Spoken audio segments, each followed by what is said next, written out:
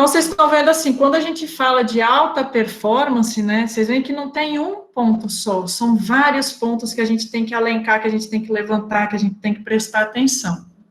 E aqui eu dei alguns exemplos de leite, mas a gente já vai falar numa sequência aqui de gado de corte. Eu só falei dessa fazenda de leite porque fica mais fácil exemplificar, entender essa questão de número.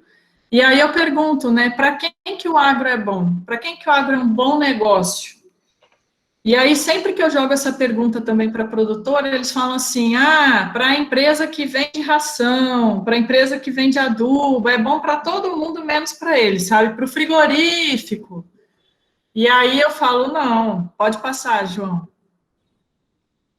O agro é bom para quem trabalha e quem produz com eficiência. Eficiência em todos os processos dentro da fazenda. É a relação direta entre o resultado obtido e o recurso empregado, ou seja, quantos R$ 1.000 eu coloquei aqui, quanto eu consegui recuperar, aonde estão os meus pontos críticos, né? O que é preciso fazer para eu conseguir ganhar mais dinheiro com a minha atividade, né? Aonde que está o meu ponto crítico? Pode passar, João. Então, dentro dos processos, a gente tem que sempre estar buscando eficiência, não tem outra saída. Aqui eu coloco como exemplo a produção de milho e a produção de soja, que de 1970 para cá, a soja cresceu 170% em produtividade por hectare. E o milho, 330. Gente, é muita coisa. É muita coisa. A pecuária anda muito mais devagar do que isso. Pode passar, João. E aí eu pergunto, o que falta? O que falta para a pecuária seguir? Eu acho que o que faltava era essa dificuldade mesmo para o pecuarista ruim sair da atividade e deixar o bom tocar o negócio. É cruel falar isso? É cruel. É muito duro para algumas pessoas ouvir isso, mas a realidade é essa. A atividade, ela é tão resiliente, que ainda você fazendo um monte de coisa errada, você consegue ter lucro, é uma coisa doida, ela permitia isso. Só que hoje ela não permite mais, tá? Então, o que falta para a gente? Vamos parar de carregar capim de fusca, né, gente? Pode passar. E aí, pessoal, a gente começa a entrar, a partir do que a Renata comentou, a gente tem que começar a ter uma cabeça disruptiva, né? Vocês viram todas as informações que ela colocou, todo o posicionamento que ela fez com dados, com números, e é extremamente importante a gente colocar isso, que nós temos que trabalhar com dados, com números. Empirismo não pode existir dentro do agronegócio, dentro da pecuária, dentro de qualquer elo da cadeia produtiva, independente de qual seja que você esteja trabalhando. E aí vem um questionamento que eu gosto de colocar no agro 4.0. O que seria esse agro 4.0? E a pergunta vem, se vocês estão preparados para esse novo mundo, porque é um novo mundo, vocês viram pelo que a Renata colocou, que tem muita coisa que precisa ser melhorada, e olhando pelo ponto não negativista do contexto, mas positivista daquilo que a gente está falando, a gente tem muito o que crescer ainda. Então, quando a gente traz isso para uma realidade, a primeira coisa que a gente tem que perguntar a gente vai lapidar aqui alguns conceitos importantes, tá? Para que vocês consigam entender bem claro assim o que seria essa pecuária 4.0. Primeiro a gente tem que entender o que é tecnologia, o que é inovação tecnológica e o que é criação.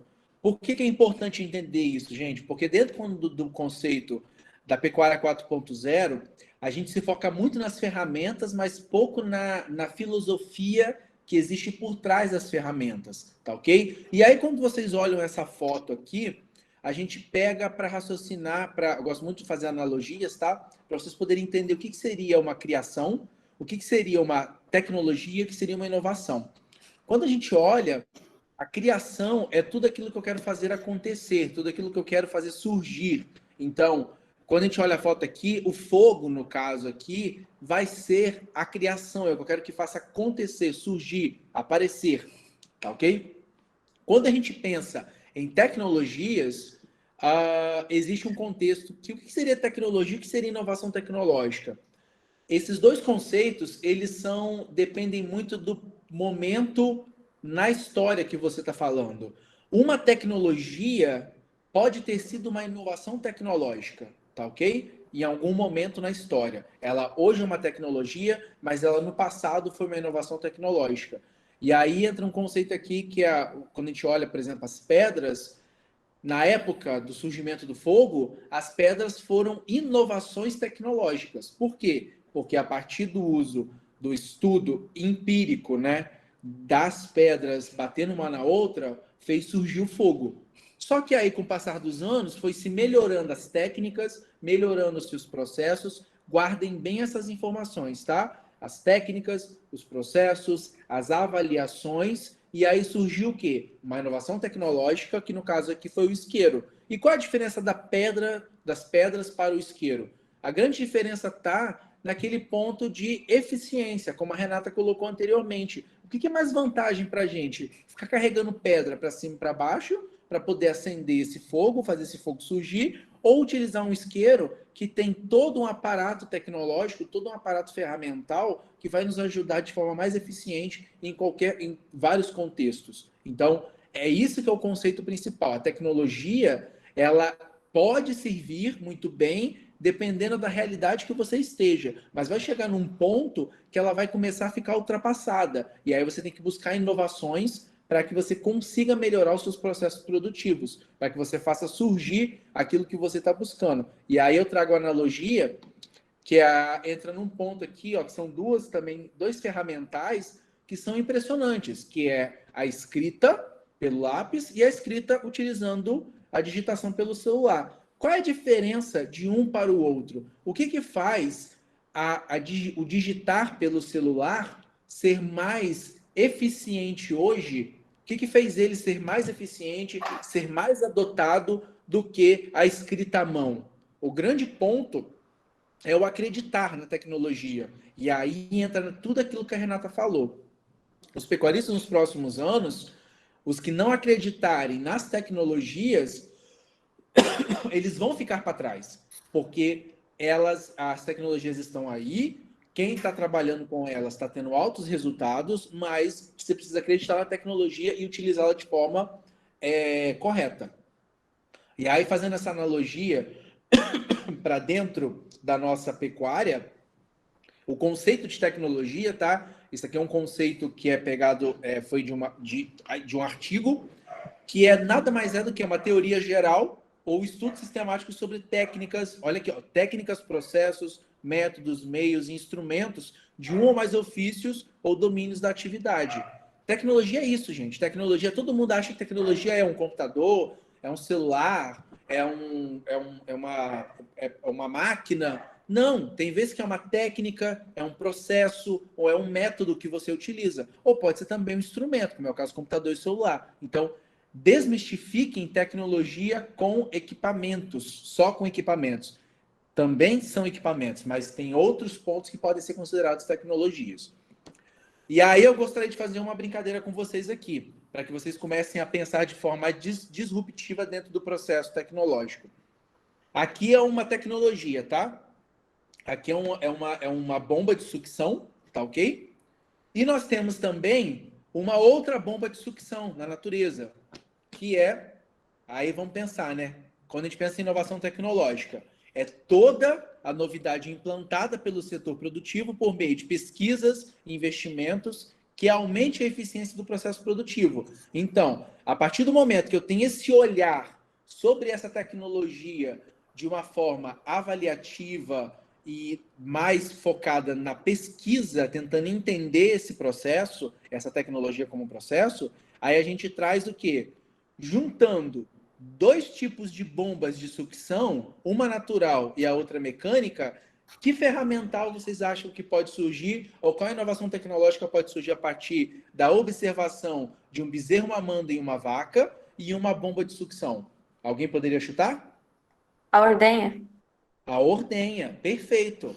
Exatamente isso. E foi o que aconteceu, pessoal. A partir do momento que você olha, tem um olhar muito mais crítico, científico, dentro dos processos aos quais, ou dos eventos que vêm ocorrendo dentro do seu ambiente de trabalho, e correlaciona isso com outras áreas e tenta trazer isso de forma fundida, surge as inovações tecnológicas. E o que eu quero trazer para vocês aqui e explicar de forma bem clara e objetiva?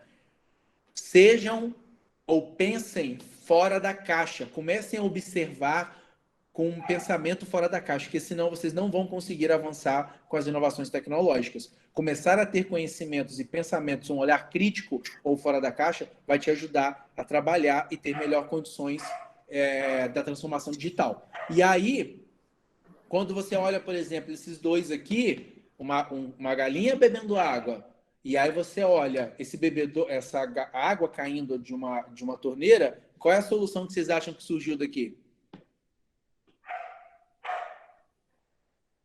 Ninguém conseguiu.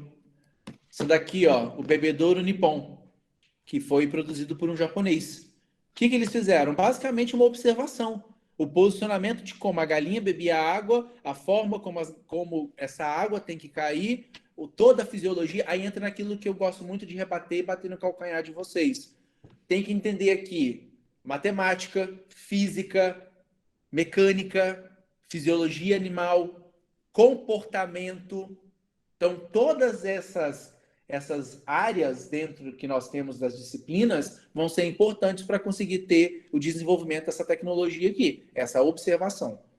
E aí, gente, é aquilo que eu coloquei, né? Voltando de novo. Então, entenderam o que seria inovação tecnológica? É essa observação para tentar tornar um produto mais aprimorado ou criar um novo produto a partir dele. Tá ok?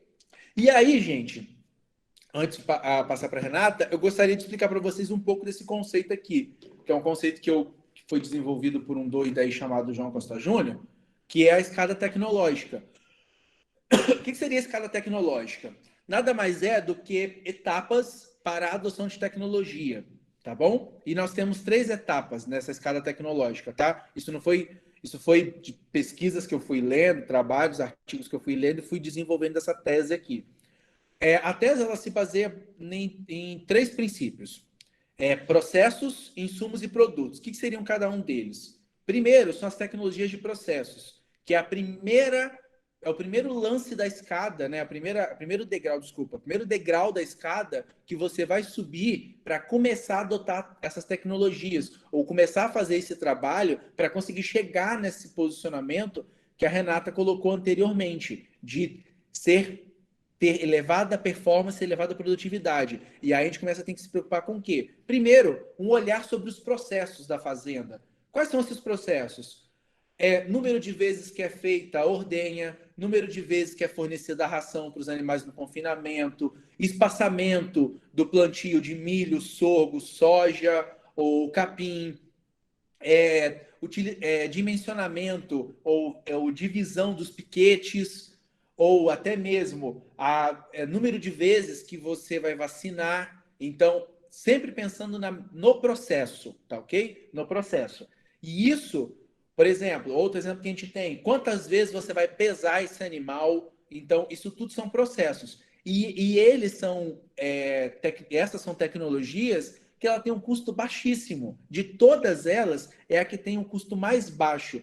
E tem um dado que mostra que se as fazendas melhorassem só os processos, só as tecnologias de processos, ela teria uma melhoria da rentabilidade em até 40%, só melhorando os processos, tá ok? E aí o que acontece? A partir do momento que você melhorou o processo e chegou no seu limite positivo dessa melhoria do processo, o que eu vou ter que fazer? Eu vou ter que subir uma etapa nesse degrau dessa escala tecnológica. Aí eu vou começar a pensar no quê? A partir do momento que eu já melhorei, já atingi o meu ponto ótimo de fornecimento da ração, do tamanho dos piquetes, a divisão dos piquetes, de quantas vezes eu vou ordenhar essas vacas, de quantas vezes vai ser aplicada essa vacinação e tudo mais, aí eu tenho que fazer o quê? Vai chegar num ponto, ou quantas vezes eu adubo, por exemplo, número de adubações, aí eu penso no quê? Eu vou ter que melhorar os insumos. O que seriam os insumos, tecnologias de insumos?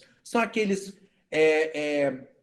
todo material que você adquire que é de uso rápido, de uso de menos de um ano. Por exemplo, ração, vacinas, sêmen. Deixa eu pensar em outros aqui. Por exemplo, se for pensar produtos para pré-dipping, pós-dipping, todos esses materiais, tudo aquilo que vai servir como insumo para os seus processos. E aí, quando a gente pensa nesses produtos, eles vão ajudar o quê? A potencializar os processos. Vai chegar num ponto que isso vai travar. Por quê? Por mais que não adianta você querer comprar uma ração de altíssima qualidade, ir lá na Socio e comprar uma ração da melhor qualidade possível, se o seu processo de fornecimento, como a Renata colocou, ele está ruim.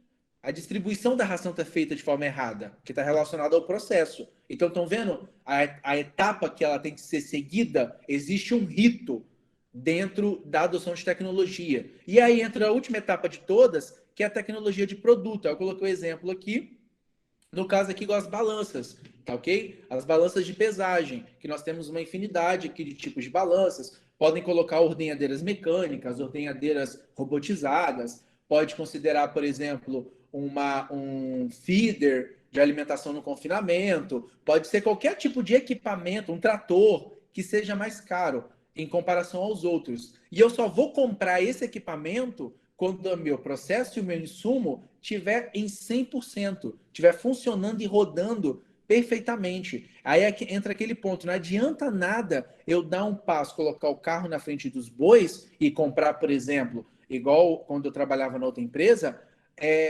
pensar numa balança ou até mesmo comprar uma ordenhadeira robotizada, se eu não tenho um processo bem feito e se eu não tenho insumos para poder dar suporte para essa tecnologia. Então, essas preocupações tem que ter. Obviamente, existe um investimento que vai crescendo, mas também o lucro vai crescendo de acordo que você vai melhorando isso daqui. Desde o momento que você consiga ter esse crescimento, subir essa escada de uma forma mais inteligente, né? Então, é essa que é a preocupação que a gente tem. E tudo isso vai entrar no que a Renata vai falar agora, que é basicamente naquela primeira etapa que eu falei, que são os processos. A gestão dos recursos está diretamente relacionada àquela primeira etapa da escada quando a gente pensa em tecnologias de processos. Renata? E aqui está o calcanhar de Aquiles do pecuarista, né, João? Saber qual é o custo da arroba produzida dele, ter esse cálculo de produtividade dele claro dentro da fazenda, né? Quantos quilos ele produz por hectare, ou quantas arrobas ele produz por hectare ano, né? Que é o que está relacionado diretamente com a rentabilidade do negócio. Qual que é o rendimento de ganho? Quanto de carcaça ele está produzindo, né? Então, são os números que vão servir de baliza para ele gerir isso tudo. Eu costumo dizer que a gente tem que imaginar, assim, como é que um GPS funciona, é a nossa referência, né? Ele precisa só de duas informações para funcionar. A primeira é onde você está e a segunda é para onde você vai. E aí ele define qual é a melhor rota para você ir para aquele lugar. Então, na fazenda é a mesma coisa. Se você não tem número nenhum, não sabe nada da sua fazenda, descobre onde você está primeiro, levanta suas informações. Quantas cabeças você tem, quanto que esse gado pesa, como é que está seu pasto. Levanta todos esses dados. Aí entra no ponto, né, Renata? Tudo aí que você está falando são processos. Exatamente. Melhoria de processo. O processo, pessoal, só para ficar claro para vocês, ficar uma coisa mais palpável, se ainda não ficou, só pensar a gestão da fazenda, quando você pensa na gestão, está basicamente focada no processo da fazenda. Então, tudo que a Renata está falando são processos. Exatamente. Exatamente. E aí, não é só o levantamento de dados, você precisa juntar esses dados, interpretar esses dados, transformar esses dados em informação. E aí as pessoas perguntam assim, mas para fazer isso você precisa de um sistema de gestão para a fazenda? Ótimo se tiver, mas é um degrau de cada vez. Se você não tem nada anotado, o primeiro ponto é caderno e caneta. Começa a anotar. Começa a organizar numa agenda, porque você vai ter que buscar esse conhecimento. Depois migra para uma planilha de Excel, depois vai para um sistema se puder ter acesso. Hoje tem muitos sistemas aí disponíveis a nível de tablet, de celular, com uma linguagem amigável para o peão da fazenda, para o colaborador da fazenda. Então, assim, por que é tão importante, pessoal? A parte administrativa, ela é extremamente chata, mas ela é que transforma esses dados, que compila esses dados, que te dá segurança que ali tem um dado verdadeiro, porque ela te dá a possibilidade de alimentação, onde você consegue depois juntar isso tudo, transformar em informação para uma tomada de decisão. Então, imagina, você... Pode falar, João. Aí é importante, Renata, ressaltar, vou dar um exemplo, né, Renata, que para a gente não esquecer, que eu estou vendo aqui e estou lembrando. Não adianta nada, como é que eu vou jogar dados para dentro de uma planilha se não existe uma coisa básica, que eu já vi várias fazendas não fazendo, principalmente fazendas de gado de corte, brincagem dos animais. Como é que eu vou fazer? Exatamente. Gente, o que custa um brinco nos animais? É um custo baixíssimo. Só que sem o brinco, eu não consigo saber qual touro cobriu qual vaca, eu não consigo saber de quem ela é, eu não consigo ter nenhum dado. Fica trabalhando no escuro. Você não sabe de onde ele veio, né, João? Ele está naquele lote hoje, mas você não sabe se é um boi que está atrasado, ou que já veio de lotes anteriores e você foi dividindo e foi deixando lá. Você não sabe se é um animal que está te dando lucro ou prejuízo. Você não sabe, não tem como saber. No visual, você não tem como administrar nada. Esse é o ponto, né? Exatamente. E aí você tem que olhar, nós aqui estamos batendo essa bola, porque você tem que, por exemplo, a gente fala muito aqui na Bovexo, a Bovexo é uma plataforma que trabalha com tomada de decisão e com gestão de dados. A gente trabalha muito nesse ponto de inteligência artificial. Mas não adianta nada o pecuarista comprar nossa ferramenta, por exemplo, adquirir nossa ferramenta, e ele não ter esses dados coletados. Não alimentar, né, João? Exatamente. Da mesma forma, gente, não adianta nada o pecuarista comprar, como eu falei para vocês, comprar um suplemento da Socil de altíssima qualidade, que dá um resultado gigantesco, e ele não saber utilizar isso de uma forma correta. Uma coisa básica, colocar um sal mineral ou um suplemento no sol ou num local que é onde vai tomar chuva. Aí perde a qualidade e tudo mais. E são pequenos detalhes que você vai melhorando, que aí você consegue ter êxito naquele produto, no caso aqui, por exemplo, a ferramenta Bovexo, ou naquele insumo, no caso, a ração da Socil. Então, é isso que é importante vocês terem muito claro como técnicos na cabeça de vocês, que o pecuarista ele tem que seguir cada etapa dessa escada para conseguir ter sucesso, porque senão ele vai colocar a culpa na ração da Socil, vai colocar a culpa na ferramenta Bovexo, vai colocar a culpa na balança, vai colocar a culpa no escambau, mas não vai colocar ele como culpado, porque na verdade o processo, como a mãe sempre dizia, né, está entre o computador e a cadeira, não é mais ninguém do que o ser humano que está errando dentro desse processo.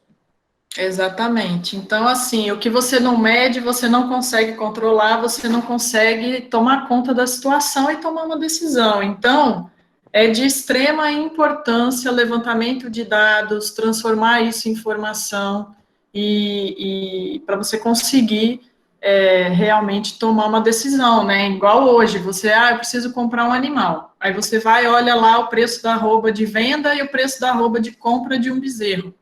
Aí você fala, poxa, o bezerro está muito caro, mas o que eu vou fazer? Eu compro ou não compro? Não é em cima desse número que você tem que tomar a decisão.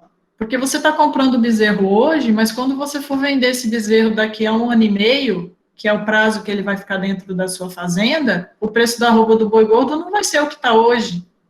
Então, você não pode comprar considerando essa referência. Você tem que sim olhar o preço, ir lá na sua fazenda e buscar qual é o custo da sua arroba produzida e entender como esse ágio hoje vai impactar no seu custo e o seu custo vai ser a sua base de decisão. Se você não sabe o custo da arroba produzida, como que qualquer um vai poder te responder se está valendo a pena comprar o bezerro nesse valor ou não? Então, não tem jeito. Você tem que conhecer, assim, a gente tem que buscar dentro da fazenda qual é a realidade, qual é o custo da arroba produzida, para a gente conseguir tomar uma simples decisão de se compra naquele momento por aquele preço ou não. Né? Pode passar, João. E aí, pessoal, tem alguns dados que são interessantes colocar como salto. O que isso tudo tem a ver com a pecuária? Muita gente questiona e pergunta, né? Por que questiona? Fala assim, mas por que é importante trabalhar com a pecuária? Esse dado aqui, gente, ele mostra que, por exemplo, o salário mínimo, ele teve um aumento de mais de 65% entre 2010, né, e 2016, né, se for comparar. E isso representou 18% dos custos operacionais totais da pecuária de corte. E por que isso é tão importante? Porque a cada vez mais, como a Renata colocou, os custos estão aumentando. Então, como é que eu vou conseguir trabalhar com isso? É através dos ferramentais, que são os processos, insumos e produtos, que vão ajudar a gente a diminuir esses custos aqui operacionais. E não só os operacionais, mas também os fixos, né? No caso, como vai entrar lá o equipamento que você vai comprar, vai ser o custo fixo. E o operacional é aquela compra de gado, é a ração, é tudo aquilo que vai girar na fazenda durante o ano, durante um período. Então, a gente tem que se preocupar bastante com isso. E aí, outro ponto importante que eu gosto de colocar... Queria falar uma coisa, Renata? Não, pode falar. E aí, outro ponto importante também é aqui que eu falei para vocês, ó. Isso aqui, gente, é de 2000, tá? É um dado dos Estados Unidos, de pesquisadores do Departamento de Agricultura dos Estados Unidos, de 2000. Olha o tempo que tem isso. Esse dado, até eu não encontrei outro dado mais recente com essa informação. Eles pesquisaram em várias fazendas dos Estados Unidos e mostrou que fazendas que têm alta adoção de tecnologia conseguem ter até 53% de redução de custos em relação àquelas fazendas com baixa adoção de tecnologia. Então, quer dizer, adotar tecnologia é vantajoso economicamente. Você diminui os seus custos. Se você diminui o custo, automaticamente você está aumentando a rentabilidade. Então, é importante ter esse cuidado. E aí algumas pessoas vão me perguntar assim, João, mas como que eu vou fazer isso? Como que eu vou conseguir trabalhar? Como é que eu vou conseguir diminuir os custos? Como é que eu vou conseguir fazer com que isso seja uma realidade dentro da fazenda? Aí entra o que a gente gosta de colocar aqui, que é a zootecnia de precisão. E, parênteses, zootecnia de precisão não é somente equipamentos. Desmistifiquem isso da cabeça de vocês. Zootecnia de precisão está relacionada a todas as características que estão aqui, que eu coloquei aqui, que está aparecendo para vocês aqui. É desenvolvimento, é ciência, é intensificação, é o bem-estar, são softwares, são focado com o GPS, são os processos, é o manejo, é a tecnologia, é pesquisa, é automação, tudo isso é zootecnia de precisão. E aí você tem que se preocupar muito com cada um desses detalhes. Estão me escutando, pessoal? Estou te ouvindo, João. Ah, tá, beleza, porque a Siri aqui acabou ativando aqui. Então, esses cuidados tem que se preocupar para trabalhar com a zootecnia de precisão. E aí entra uma pergunta. Dentre todas essas características que estão aqui, esses nomes, o que o pecuarista mais está preocupado é com a otimização. E o que seria essa otimização? Nada mais é do que tornar ótimo, ideal, extrair o melhor rendimento, que é a eficiência, que é a performance. Você virar pecuarista e perguntar o que é zootecnia de precisão, se ele te perguntar, você fala, só quero, basicamente é tentar otimizar os processos, otimizar as tecnologias de processos, insumos e produtos que eu estou trabalhando dentro da fazenda. E aí, gosto de colocar isso daqui, a Renata adora essa foto. Vocês acham que aqui o cara está trabalhando com zootecnia de precisão? O cara está sendo eficiente? Olha aí, não fala, Renata. Alguém dá uma dica? As costelinhas. Olha esse gado aí, Renata. Fala aí para nós, Renata. Esse é um gado de compra, pessoal. O que é melhor para o comprador? Ele comprar um gado já mais gordinho, uma bezerrada, ou comprar um gado nesse padrão aí? O que vocês acham? Boa, Renata. Alguém arrisca? Pode arriscar, gente. Aqui que é o momento de vocês errarem ou acertar. O que é melhor para ele? Comprar esse animal aqui ou esse daqui, ó? Pode falar, Pedro. Pedro ia responder. Pode falar, Pedrão. Não, depende, né? Tipo, no caso, se ele for comprar por arroba, vai ser bem mais barato. Só que aí depois tem que ver os custos, né? De como é que vão deixar um animal desse aí naquele outro estado, né? Tipo, talvez o investimento que ele vai fazer depois seja até mais caro. Quer responder, Renata? Deixa para você. Pessoal, geralmente, o que que a gente imagina, né? Se eu comprar um gado daquele lá que o João botou a foto, mais magro, mais sentido, você fala assim, poxa, na minha fazenda tem muito capim, esse gado vai ter um compensatório absurdo, vai ganhar muito peso, vai ser excelente para minha conta. Beleza. E aí, quando você olha para o outro, você fala assim, poxa, mas o outro não vou ter ganho compensatório, esse bezerro não vai me entregar um ganho compensatório. Turma, o que que é ganho compensatório? É ganho de órgão, de tamanho de órgão. O animal, quando está passando fome, ele diminui, os órgãos vitais, eles diminuem de tamanho. O fígado fica menor, o coração diminui um pouco, o rumen fica muito menor. Esse ganho compensatório é ganho de órgão. E aí eu pergunto para vocês, alguém recebe por órgão aqui no frigorífico? Ou recebe por carne, por arroba? A gente recebe por arroba. Então, quando eu compro um bezerro igual esse que está aparecendo aqui, é daqui para frente, o que ele ganhar de peso, ele está botando de carne. Eu não estou gastando o meu recurso, colocando, recuperando órgão, recuperando o tamanho de rumen. É daqui para cima. Então, esse bezerro, ele me entrega um resultado muito melhor do que um animal magro sentido. E, às vezes, a gente erra muito em confinamento. Muita gente gosta de comprar aquele animal magrão no confinamento, só que ele vai passar o primeiro confinamento colocando quase 2 quilos de ganho de peso vivo, mas muito pouco de carcaça. Por quê? Porque eu estou gastando aquela dieta cara para colocar órgãos. Então, quando eu tenho um animal já pronto, nesse sentido aqui, o animal já bem de saúde, que só vai seguir crescendo, que não está sentido, o resultado em rendimento de carcaça, em ganho de carne, vai ser muito melhor. Então, se eu puder escolher, eu pago até um pouco mais caro nesse bezerro do que naquela bezerrada magra lá. E se eu entrar numa negociação para comprar aquela bezerrada magra lá, primeiro, algumas praças, as negociações são por, o pessoal fala bezerro na perna, né? Esquece comprar bezerro na perna. Profissional compra bezerro na balança. Profissional vende bezerro na balança. O criador eficiente, ele bota na balança. Se o meu negócio é por arroba, como que eu vou comprar sem saber o peso? Não existe isso, não existe isso. Essas praças, elas precisam amadurecer imediatamente. Eu estou no lugar aqui que tem esse hábito, é na perna. É na perna não, meu amigo. Eu só compro, pago à vista se botar na balança. Se não botar na balança, essa fazenda aqui que eu estou, por exemplo, não compra. E aí o pessoal falou assim, você não vai conseguir comprar bezerro. Eu falei, vou. Vou porque eu pago bem, eu quero comprar o que eu quero comprar.